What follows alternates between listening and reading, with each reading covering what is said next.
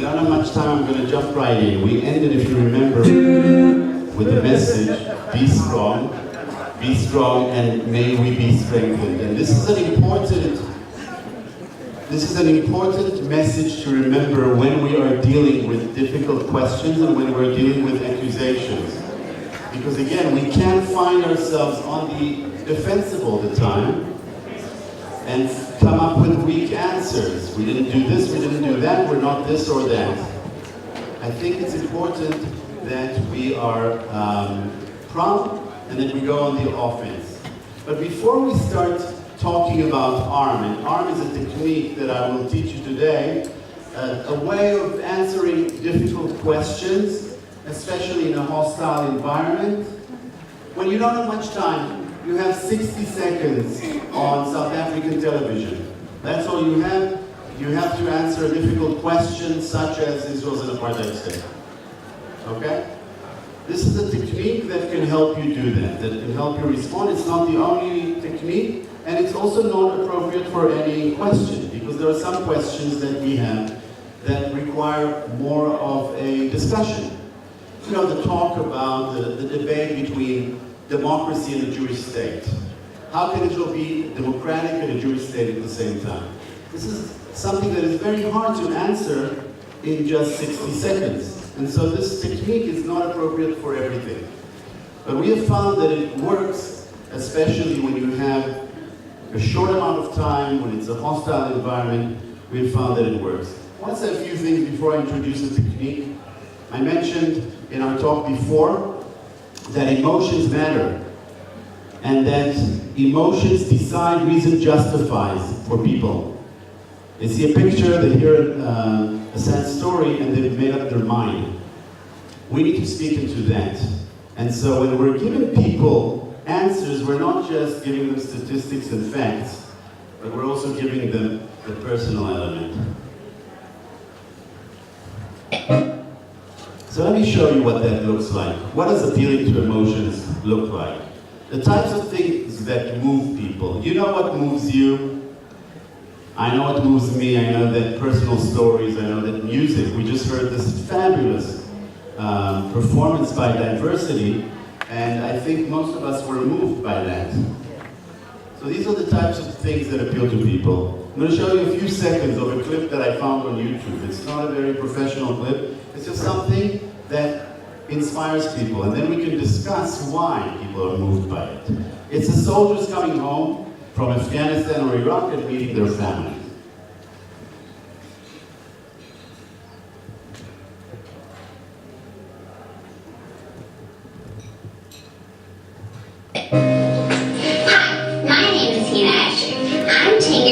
And I go to Randolph Elementary School. My dad, Master Sergeant Joe Myers, is in Iraq right now.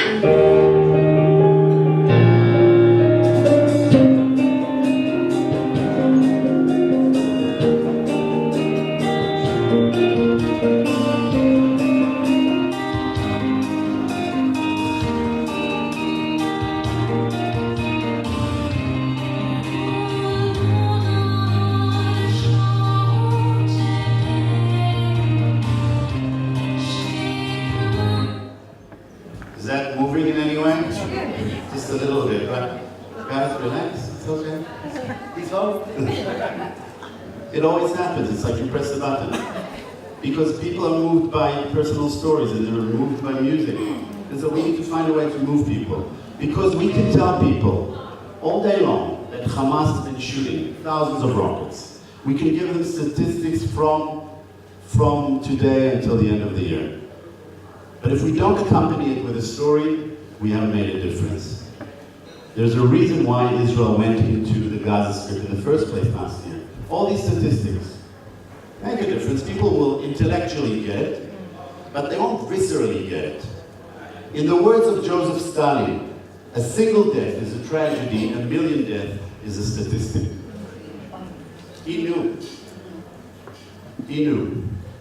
And so when I talk about why Israel went into Gaza, and you see a picture like this, regardless of where you stand on the conflict, pro-Israel, anti, in the middle, you see a picture like this, you want the suffering to go away. you've chosen. I'm not saying we should start using the suffering. I'm not saying we should start manipulating people's perceptions, but I'm saying that emotions matter, and we need to tell stories. So for example, I'll tell the story of this woman over here, Irit. Irit, one day, was walking with her sister back from the gym. They went to practice in the gym, and they heard in Ashdod a siren, red alert. Have you heard of red alert before? Which means you have to go and get shelter. And she ran to shelter, and on the way she tripped. She fell on the pavement and was hit by a Grad missile and died, leaving behind a husband and 2 children. That's one of the reasons why we went into Israel, into the Gaza Strip in the first place, because stories matter and statistics matter together. I want to say something about the big truth theory, which is a response to the big lie theory. Has anyone heard about the big lie theory? In Germany, Minister of Propaganda, Joseph Goebbels was his name, he realized that if you repeat the truth, or if you repeat a lie rather, a gigantic lie, outrageous lie, over and over again, what's going to happen? People are going to start believing it. And it worked. He said, for example, that Jews are descendants of the demons, let's say. And there are enemies, and they're all corrupt. And he repeated it over and over and over again, and the masses started believing it. And so what we have to do is we have to tell people the basic facts and the truth. As I said before, we don't have to make up anything. But we need to find the big essential truth relating to Israel and repeat them over and over again. And as I said before, I don't believe we have enough of those slogans, sound bites, catchy things that people remember. This is Golda Meir, one of our better spokespersons. She said she needs to sound like a broken record sometimes. Just repeat the same facts over and over again. That's what she did. Netanyahu does it also. I'm sorry, can people hear me at the back? Is the volume enough? Good. So some of the sound bites, these are just examples. Again, we talked about a democracy. We talked about the fact that this is our land, unapologetically, that we contribute to making the world a better place. These are some of the sound bites that we can use as we respond to difficult questions. And I will revisit them in a second. But now I want to go into the technique of arm. One of the problems that we have on campus today, one of the problems we have in the Jewish community, in the Christian community, in Israel and abroad, is that we are too busy defending, being on the defensive, being apologetic. And so that I'm not just theorizing about it, I want to show you an example of what going on the defensive looks like. This is now 2000, the year is 2000. Israel is, 2002. Jenin. Has anyone heard of Jenin before? It's in the West Bank, in Judea and Samaria. Terrorist attacks coming out of Jenin on a daily basis. The one thing that broke the camel's back, the one attack that broke the camel's back was the Passover attack in the Park Hotel in Netanya. Terrorist dressed up as a woman walks into the hotel, blows himself up, killing dozens. Men, women, and children, some of them Holocaust survivors, people coming to visit Israel for the Seder, blowing himself up. This hit the Israeli and the Jewish psyche in the most painful of places. And it was a straw that broke the camel's back. And Israel decided, we're going in, it's enough. Ariel Sharon gathered all his people and he said, I don't know what you do, make it stop. I don't care how you do it, make it stop. It was then that Israel started building the security barrier and the checkpoints, and it was then that Israel started going into the West Bank, Jenin, Shechem, and taking over terrorist strongholds. And in Jenin, it didn't go so smooth because some of the terrorists were hiding behind civilians. And there were civilians that were being killed. A few dozen civilians and terrorists. But the world went crazy, and they were saying Israel's committing atrocities in Geneva. And later on, they found out that 54 were killed, some of them civilians, and that Israel did what it could to protect civilians, but it didn't matter because the world public opinion had been made. Israel had committed atrocities in Geneva, and Israel, sure enough, brought its spokesperson, IDF spokesperson, to respond to what had happened. I'm going to show you what he said. You tell me if this is effective or not. Major, what of this claim from the United Nations envoy to the Middle East that he has personally witnessed evidence of atrocities against civilians? Well, atrocities did not occur in the refugee camp in Jenin, or as far as I know, in any part of Jenin city. We had taken care of civilians that voluntarily left the buildings where they were during the fighting. We escorted them outside of the camp, and we asked them to stay away from the camp until the fighting would be ended. Especially if these were males of ages that we suspected them of that had participated in the fighting. So we took them away to detention centers where they were questioned and seen accordingly if they were participated or not in the fighting itself. What do you think about this? Effective, ineffective? Why? Defending, apologetic, weak. Negative language also. Who said anything about detention centers? Why would you bring that up? Right? Sorry, too long? Why talk about atrocities and repeat that word and give it more airtime? So we need to avoid negative language. We need to be ready. I'm not sure if he was ready. I think his intentions were good. He wasn't ready with the response. And he was on the defensive. So let's learn about how we can do that. This technique is called ARM. It's one technique, it's one way of responding to difficult questions. And ARM stands for address, refrain, and message. The address part, you address the allegation. If the allegation is true, you shouldn't be ashamed to say it's true, it's unfortunate.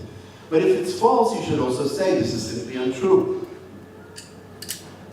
You can express compassion. To be pro-Israel doesn't necessarily mean to be anti-Palestinian. You can be pro-Israel and pro-Palestinian at the same time. But you show that you are hearing what is being said. You're not ignoring, otherwise it discredits you as a speaker. The refrain part is the bigger picture. Remember the line, zoom out.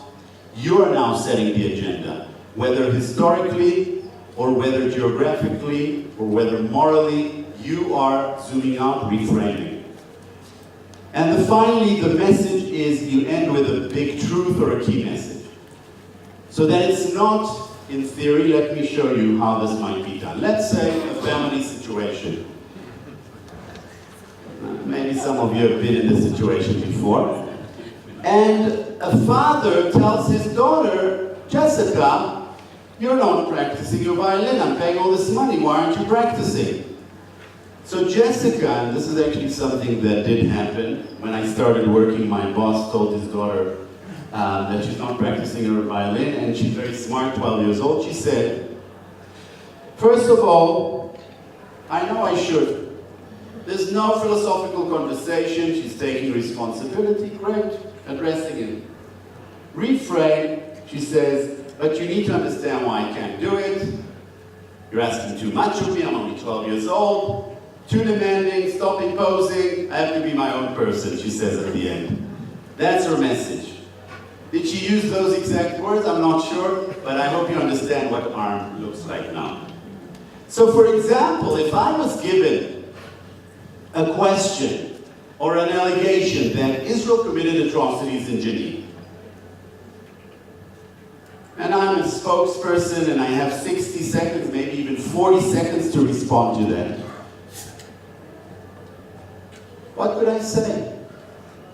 So that I'm not on the defensive. And again, there's not one right response for this.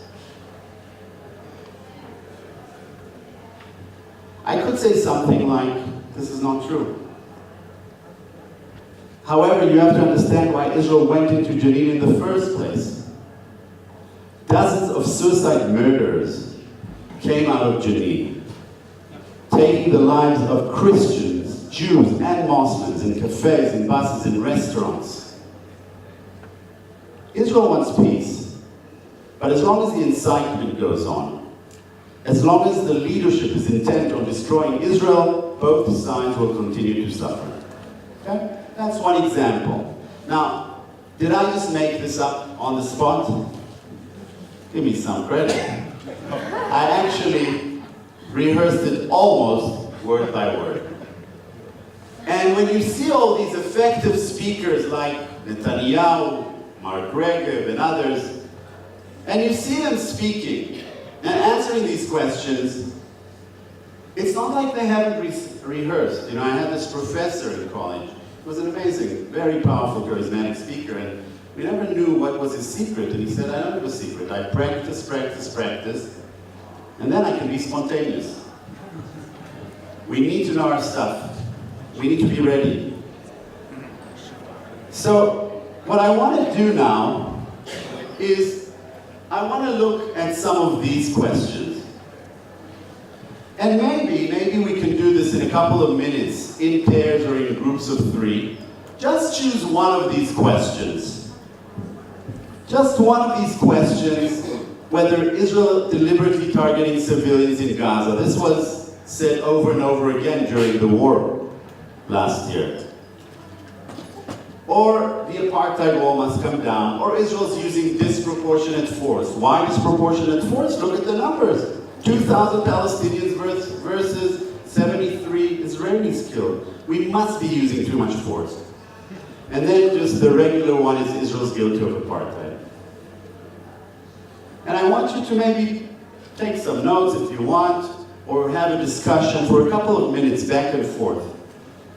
And see if you can use ARM to address these talks. And again, I remind you, ARM, address, reframe, and message. Address the allegation, zoom out, and end with a strong message. Take a couple of minutes to discuss this, and then we'll revisit. Is there anyone who wants to give a shot? Give it a shot. Yes, you want to do it on the first one? Okay. In the meantime, as you get ready, how do you answer a Palestinian that will give you his ARM response? Great question.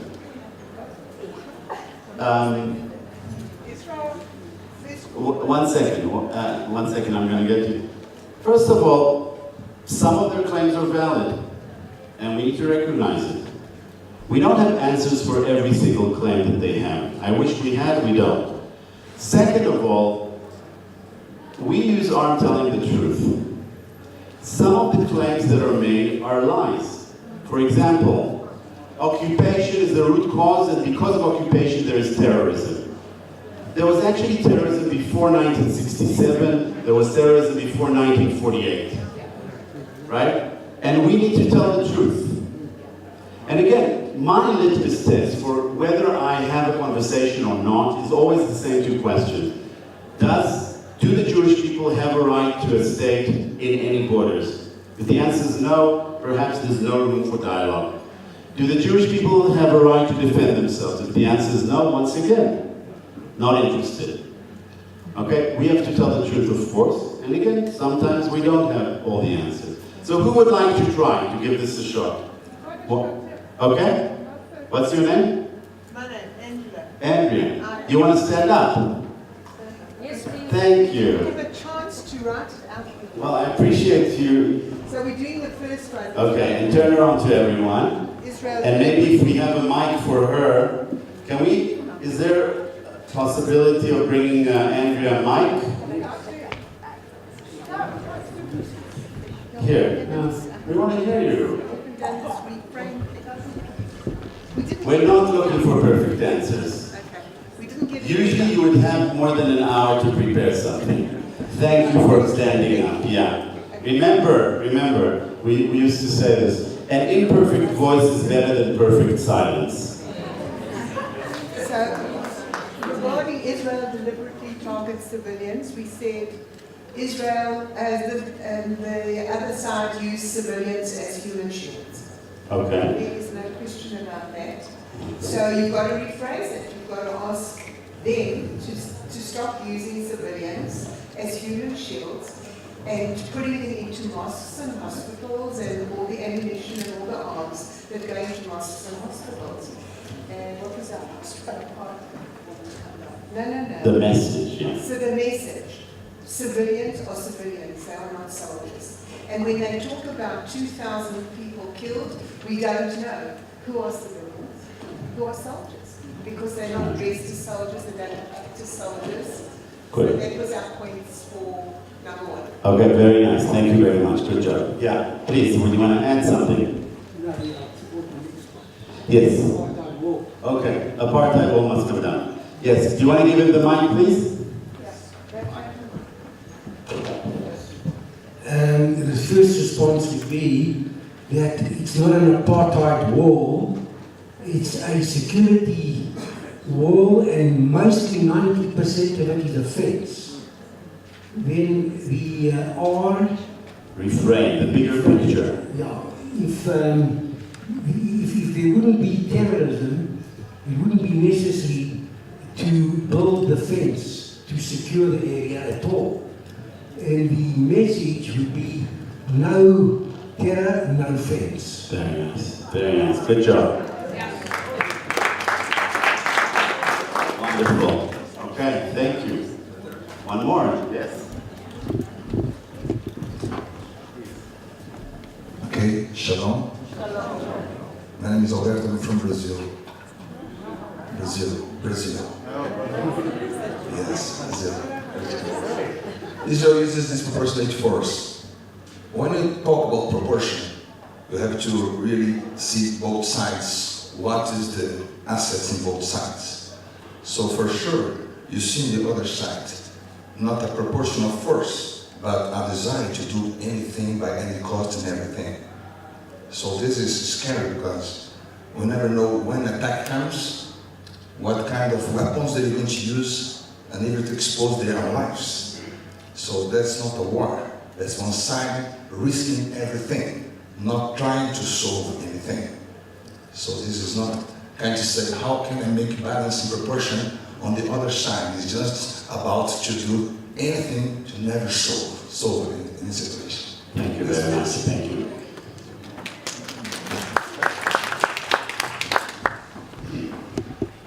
Okay, I think for all four questions, what I would say that this is simply not true. That's my immediate response. If I've got in the middle, depending on what the question is, at worst I might say, this is not true, but we will investigate.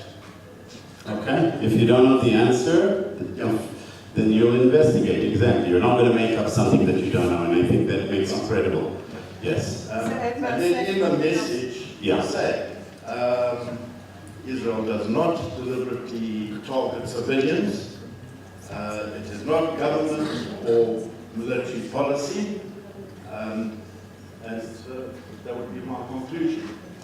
Thank you very much. So if I just Last one. when people talk about apartheid Israel, I tell what Ze'ev calls a personal story. My daughter lives in Israel. She had Arab women in her ward when she gave birth. My grandchildren have Arab children in their school, and on the kibbutz there are at least 2 Arab families who are renting apartments. So that is my personal answer to is Israel. Wonderful. Wonderful. Okay, thank you very much. One last one? I just want to make a comment. I think we in South Africa have the privilege to actually, when someone from another country is saying something like the apartheid wall or guilt apartheid, we can actually say, well, I come from South Africa.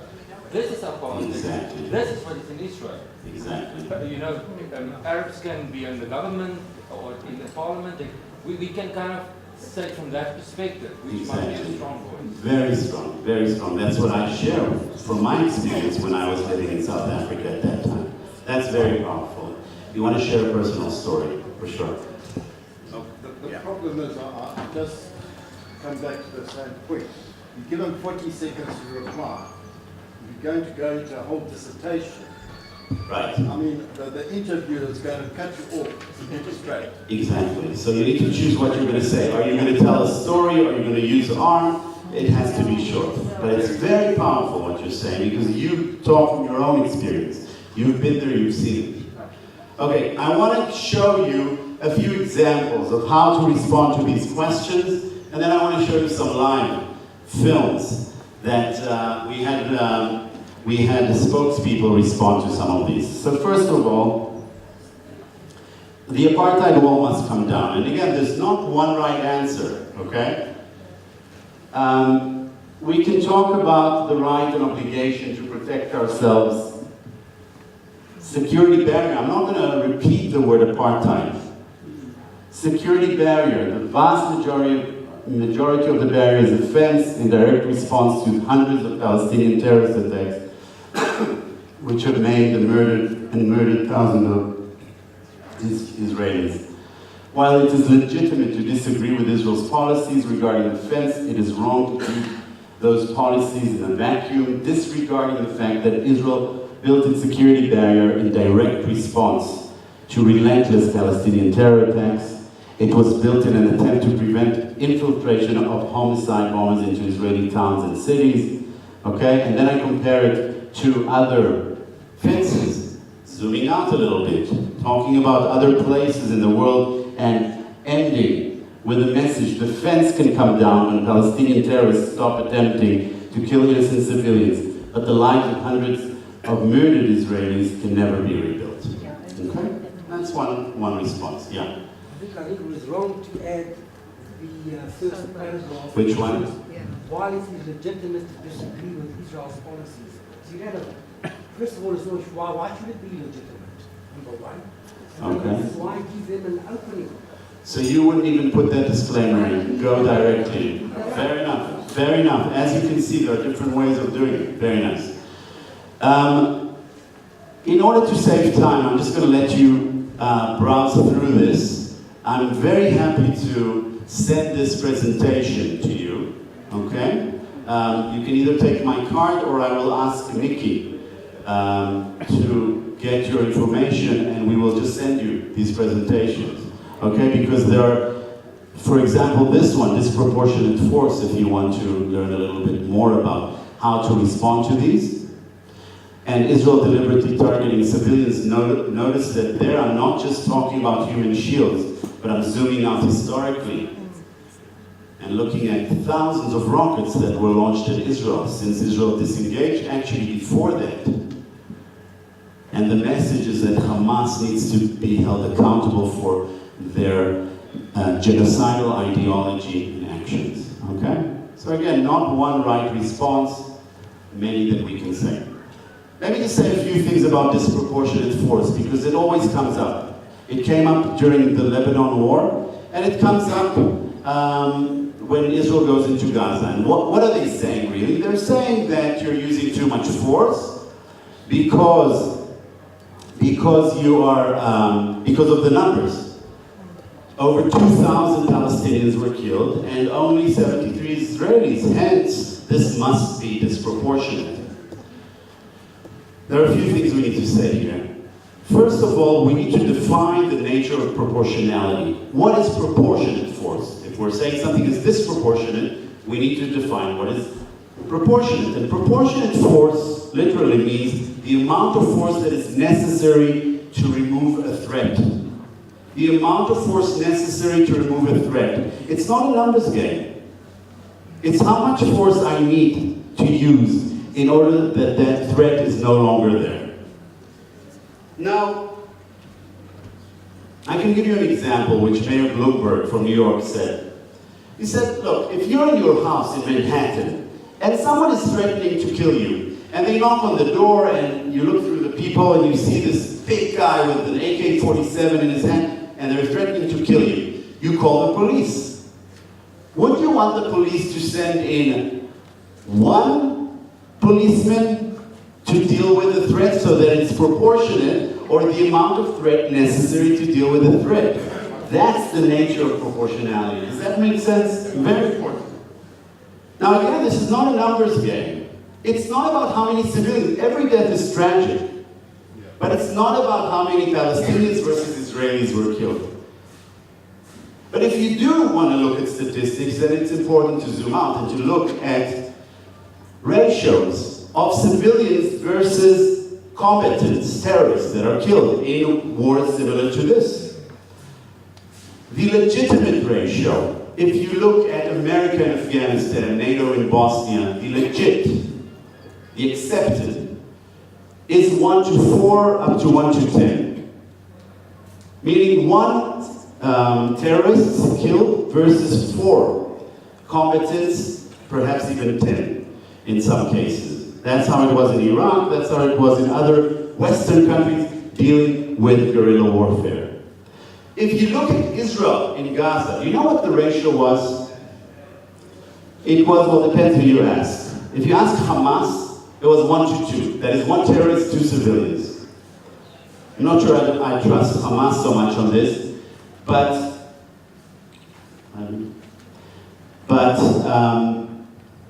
if you ask Israel, it's 1 to 1. 1 to 1. That's the nature of proportionality. It's not the amount of people that are killed, it's the necessary force that is needed to take over a threat. Let me show you an example of how that's done. Netanyahu responding to disproportionate force, and then you'll tell me if you think this was an effective or an ineffective response.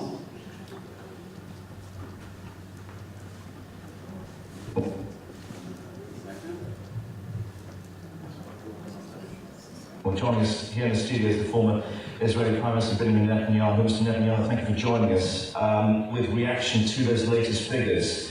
Because certainly many Israelis perhaps have believed by now they would be safer, that the rocket attacks would be contained, curtailed. Ehud Olmert said that the Hezbollah infrastructure was being dismantled. Clearly, though, they've still got a very effective military capability. That's true, and I think that makes the objective of removing the threat, destroying their capability, eliminating their missile arsenal even more imperative. I think the fact that you have, according to your reports, five innocent people targeted, wiped out deliberately, not accidentally, but deliberately. The fact that 2 million Israelis are in bomb shelters. The fact that a bicycle rider yesterday went out to get his dog to put him back in the shelter, got killed. We can't live like this without eliminating the threat. And you can ask the question that I would ask for all those who question Israel. What would you be saying today? What would you ask Tony Blair to do, the Prime Minister of Britain, if London was being rocketed by hundreds, indeed thousands of rockets? You'd be screaming your head off saying, get rid of the source of that fire. And I think in this sense, Israeli public is behaving miraculously. Well, the issue of proportionality, of course, has been raised in many capitals across the world. What would you say would have been a disproportionate response then to those rocket attacks? Well, I don't want to say a disproportionate response because then I'd be criticizing Britain. But when London was rocketed, Churchill's response was to flatten German cities. Dresden was wiped out completely. And I do not criticize Churchill's government for doing that because it was, in fact, a time of great urgency. But the main point is that the only way that we can judge proportionality is to ask, how did other countries behave under similar circumstances? When Syria, that attacks us, criticizes us, wiped out 15,000 civilians in the Syrian town of Hama in one afternoon, I don't think they can voice an objection. We'll assess that in a moment. What did you think of that? Pretty good, right? Did he appeal to emotions? For sure. Did he zoom out? Did he reframe? Exactly. He talked about other countries. And he addressed, as Shachar said, he addressed the audience. He spoke to a British audience and brought up other examples. Okay? That's how we can do it. Let me just summarize. Appealing to emotions, very important. We need to tell the story, not just appeal to intellect, but make it personal, because emotions decide, reason justifies. Remember the big truth theory, which is a response to the big lie theory. We need to find the essential truth and repeat them over and over and over again. Remember, arm, address, reframe, message, one way, not the only way, to deal with difficult questions relating to Israel, but actually relating to anything. But finally, remember what I said in the previous session. People can come up with all these claims about apartheid and occupation and checkpoint, and as long as we're responding and defensive, it's ineffective. At some point, we need to have some pride, we need to put our foot down and have some strength, and even sometimes a little bit of chutzpah is not a bad thing.